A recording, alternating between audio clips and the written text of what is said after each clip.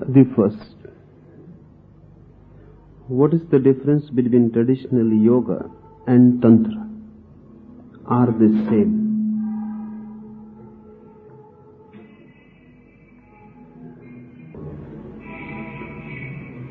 Tantra and yoga are basically different. They reach to the same goal, but the paths are not only different but contrary also. So this has to be understood very clearly.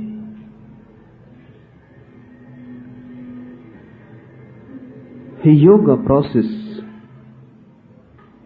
is also methodology. Yoga is also technique. Yoga is not philosophy, just like Tantra. Yoga also depends on action, method, technique. Doing leads to being in yoga also. But the process is different. In yoga, one has to fight. That is the path of the warrior. On the path of Tantra, one has not to fight at all.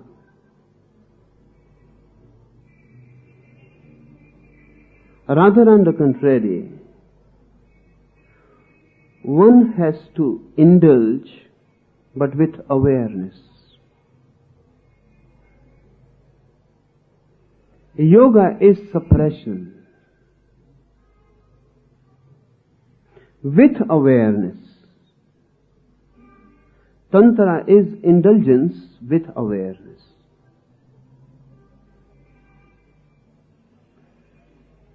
Tantra says that whatsoever you are, the ultimate is not opposite to it.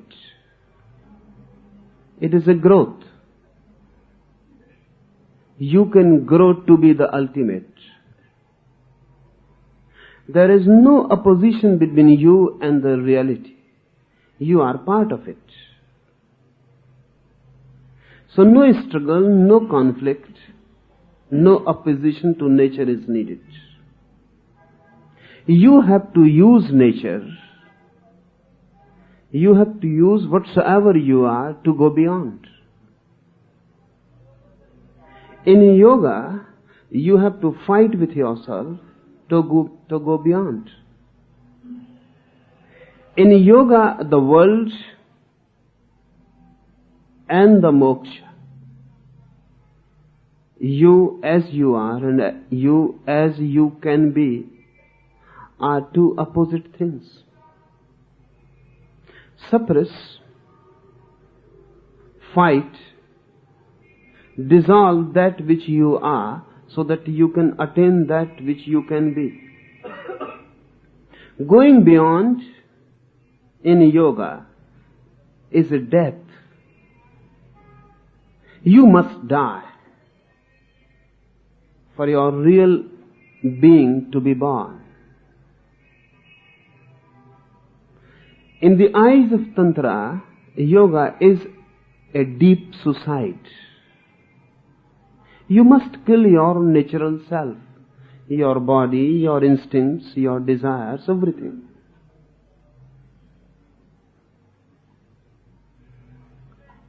Tantra says, accept yourself as you are. It is a deep acceptability. Don't create a gap between you and the real, between the world and the nirvana. Don't create any gap. There is no gap for Tantra. No death is needed. For your rebirth, no death is needed. Rather, a transcendence. For this transcendence, use yourself. For example, sex is there, the basic energy. The basic energy you are born through, born with. The basic cells of your being, of your body, are sexual. So the human mind revolves around sex. For yoga, fight with this energy. Through fight, you create a different center in yourself. The more you fight, the more you become integrated on a different center. Then sex is not your center. Fighting with sex, of course, consciously, will create a new center in you of being, a new emphasis, a new crystallization. Then sex will not be your energy. You will create your energy fighting with sex. A different energy will come into being, and a different center of existence. For Tantra, use the energy of sex, don't fight with it. Transform it. Don't think in terms of enmity. Be friendly to it. It is your energy. It is not evil. It is not bad. Every energy is just neutral. It can be used against you. It can be used for you. You can make a block of it, a barrier. You can make a step. It can be used. Rightly used, it becomes friendly. Wrongly used, it becomes your enemy. It is none. Energy is neutral. As ordinary man is using sex, it becomes your enemy. It destroys you. You simply dissipate in it.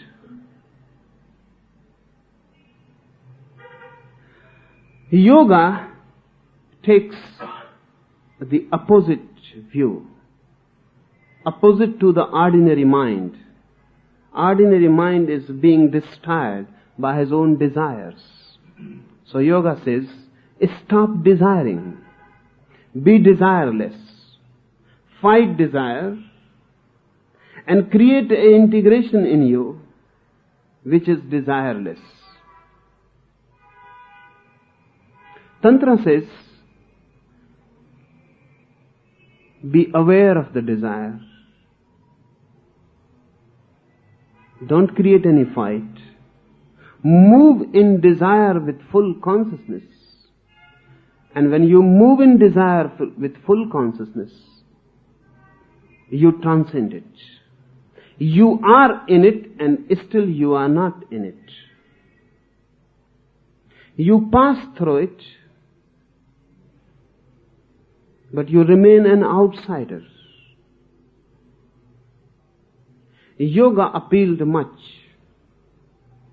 because yoga is just opposite the ordinary mind. So the ordinary mind can understand the language of yoga. You know how sex is destroying you, how it has destroyed you, how you go on revolving around it like a slave, like a puppet. You know this by your experience. So when yoga says fight it, you immediately understand the language. That is the appeal, easy appeal of yoga. Tantra could not be so easily appealing. It seems difficult. how to move in desire without being overwhelmed by it, how to be in the sex act consciously with full awareness. The ordinary mind becomes afraid. It seems dangerous. Not that it is dangerous, because whatsoever you know about sex creates this danger for you. You know yourself. You know how you can deceive yourself. You know very well that your mind is cunning. You can move in desire, in sex, in everything, and you can deceive yourself that you are moving with full awareness. That's why you feel the danger. The danger is not in Tantra, it is in you. And the appeal of yoga is because of you, your ordinary mind. Your sex-suppressed, sex-starved, sex-indulging mind. Because ordinary mind is not healthy about sex, yoga has appeal. A better humanity with a healthy sex, natural, normal. We are not normal and natural. We are absolutely abnormal, unhealthy, really insane. But because everyone is like us, we never feel it. Madness is so normal that not to be mad may look abnormal.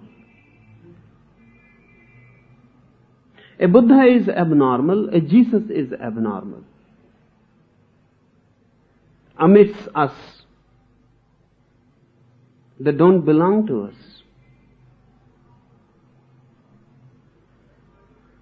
This normalcy is a disease. This normal mind has created the appeal of yoga. If you take sex naturally, with no philosophy around it, with no philosophy for or against, if you take sex as you take your hands, your eyes, if it is totally accepted as a natural thing, then Tantra will have appeal. And then only Tantra can be useful for many. But the days of Tantra are coming. Sooner or later, Tantra is to explode for the first time on the masses. Because for the first time the time is ripe. Ripe to take sex naturally.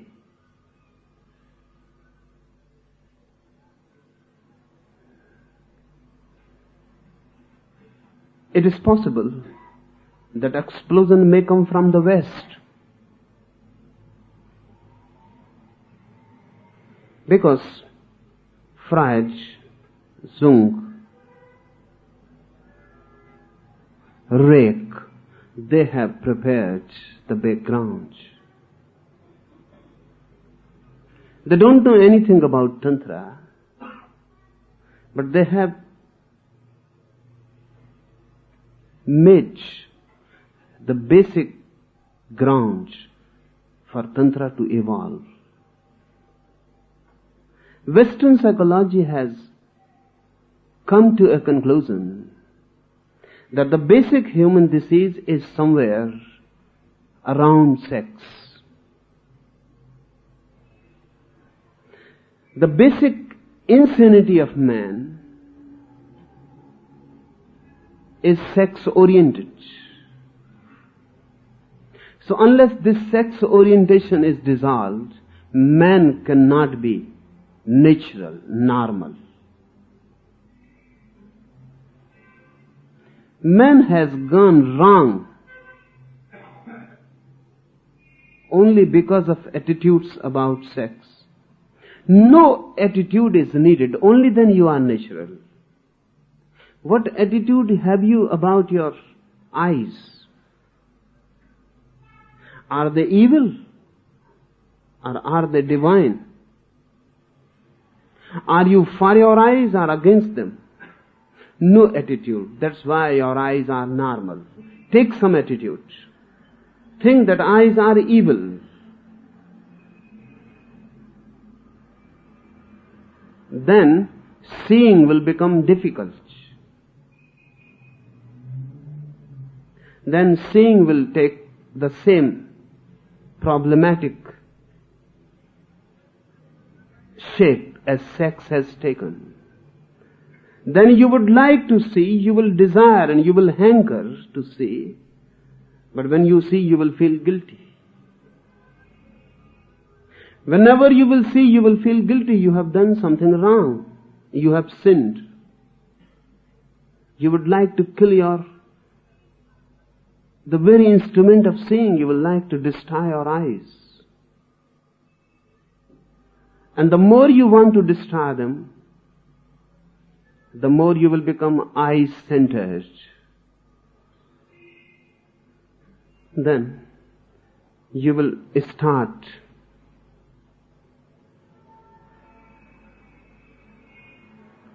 a very absurd activity. You would like more and more to see, and simultaneously you will feel more and more guilty. This same has happened with sex centers. Tantra says, accept whatsoever you are. This is the basic note. Total acceptability. And only through total acceptability you can grow. Then use every energy you have. How can you use? Accept, then find out what are these energies, what is sex, what is this phenomenon. We are not acquainted with it. We know many things about sex taught by others. We may have passed through sex act, but with a guilty mind, with a suppressive attitude, in haste, in hurry. Something has to be done and unburdened. Sex act is not a loving act. You are not happy in it.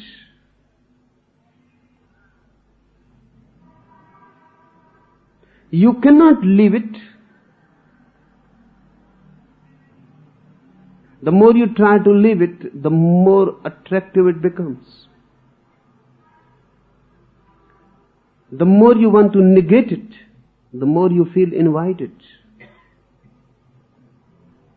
You cannot negate it. But this attitude to negate, to destroy, destroys the very mind, the very awareness, the very sensibility which can understand it. So sex goes on with no sensitivity in it. Then you cannot understand. Only deep sensitivity can understand anything. A deep feeling, a deep moving in it can understand anything. You can understand sex only if you move in it as a poet moves amidst flowers.